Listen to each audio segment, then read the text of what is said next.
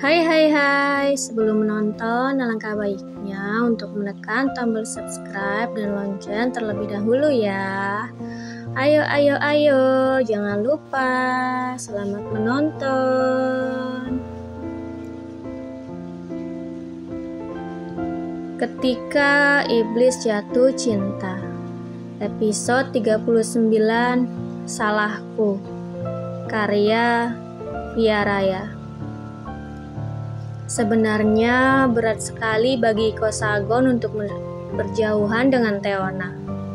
Rasanya seperti ia akan ditinggal pergi jauh, padahal jaraknya hanya beberapa meter saja. Namun karena ia merasa sangat bersalah, jadi mau tidak mau ia membiarkan Teona menyendiri dulu. Setelah Iko Sagon melepaskan tangannya, sontak Teona langsung melangkah lari ke arah pintu. Astaga, aku lupa. Wanita itu menepuk dahinya teringat akan pakaian yang ia kenakan. Tidak mungkin bukan kalau ia memakai lingerie dan keluar dari kamar. Aku akan mengambil jaket lebih dulu, kata Teona sambil menunjuk ke arah ruang ganti.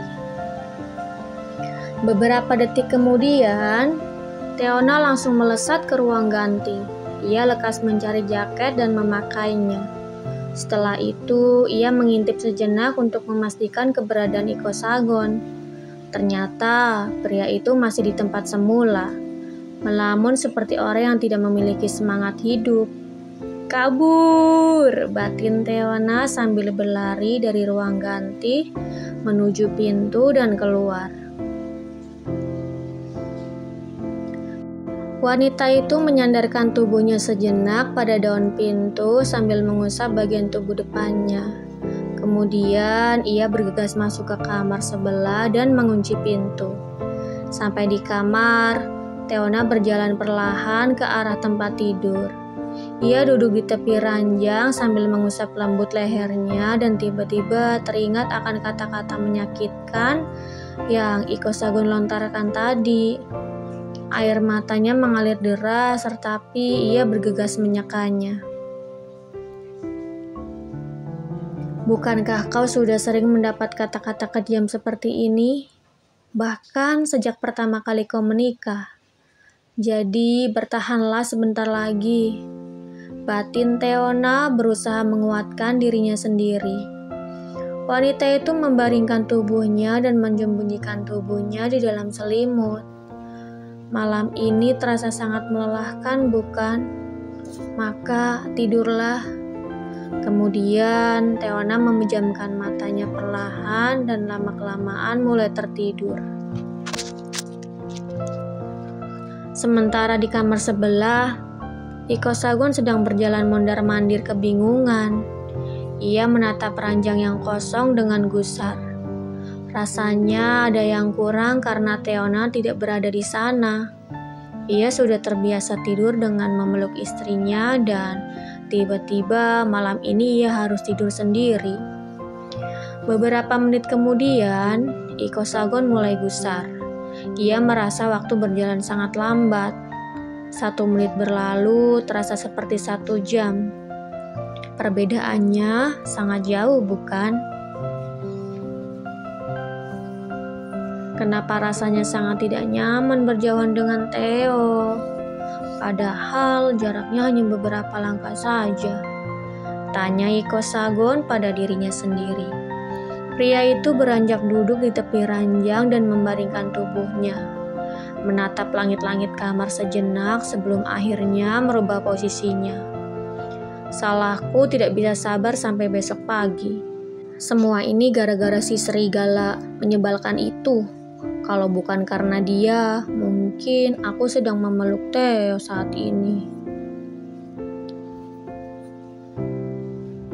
Pria itu mengusap lembut kasur di sebelahnya. Anggap saja ia sedang mengusap tubuh istrinya yang sangat dirindukan. Memang terdengar sangat lebay dan konyol karena baru beberapa menit yang lalu Teona keluar dari kamar. Tidak hanya itu saja, letak kamarnya pun bersebelahan. Namun, seperti itulah yang Iko Sagon rasakan saat ini. Andai ia memiliki kekuatan seperti alien tampan si Do Min Jun yang bisa mendengar apa saja yang Chun Song Yi katakan di kamar sebelah,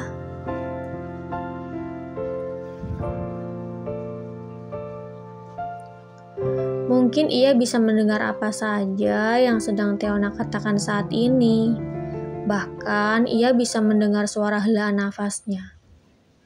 Andai ia memiliki telepati dengan Teona seperti Ho Jun Jae dengan Sim Chung, mungkin ia bisa mendengar isi pikiran Teona tentang apa yang wanita itu pikirkan saat ini. Namun sayangnya, hal itu hanya terjadi pada drama fantasi percintaan dan tidak mungkin terjadi pada dunia nyata. Sepertinya aku harus menyibukkan diri agar waktu berjalan dengan cepat, gumam Iko Sagon beranjak bangun. Pria itu melangkah keluar, menatap pintu kamar Teona sejenak dan bergegas turun ke bawah untuk menuju ruang kerja. Sampai di sana, ia duduk di kursi kerjanya dan mulai membolak-balikan berkas. Akan tetapi, pikirannya tidak ada pada berkas-berkas itu. Ia terus memikirkan Teona yang sedang mengurung diri di kamar sebelah.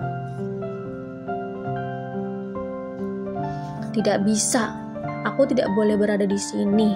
Pokoknya, apapun yang terjadi, aku harus tidur di ruangan yang sama dengan Theo. Putus Iko Sagon. Ia membiarkan dokumen di meja berantakan. Ia tidak peduli dan akan merapikannya nanti.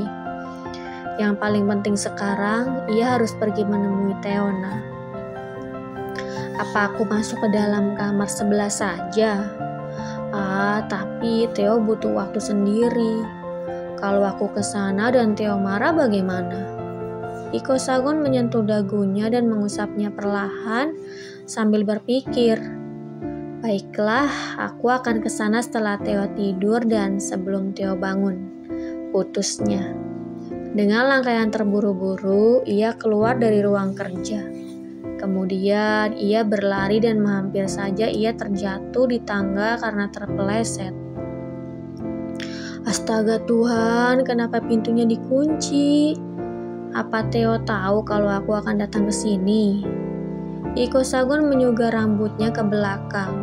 Ia benar-benar terlihat frustasi dengan raut muramnya. Baiklah, aku harus mencari kunci cadangan. Pria itu pun bergegas mencari kunci cadangan. Entah ia bisa membukanya atau tidak. Yang penting dicoba terlebih dahulu. Ada apa Tuan? Apa Tuan butuh bantuan? Tanya bisudan yang tidak sengaja melihat Iko Sagon berlarian dengan tergesa. Tidak, Bibi istirahat saja, ini sudah malam. Sahut Iko Sagon menolak. Baik Tuan. Bisudan berbalik menuju kamarnya yang letaknya tidak jauh dari arah dapur. Sementara Iko Sagon terus melanjutkan langkahnya untuk mencari kunci cadangan di ruang kerja. Tepatnya di kotak penyimpanan ruang kerjanya. Tidak lama kemudian, ia kembali ke kamar Teona dengan raut senang. Ia memasukkan kunci cadangan dan hendak memutarnya, tetapi justru tidak bisa. Bersambung. Jangan lupa untuk like, komen, share, subscribe, dan tekan tombol lonceng untuk mendapatkan notifikasi episode selanjutnya di setiap harinya. Terima kasih yang sudah menonton.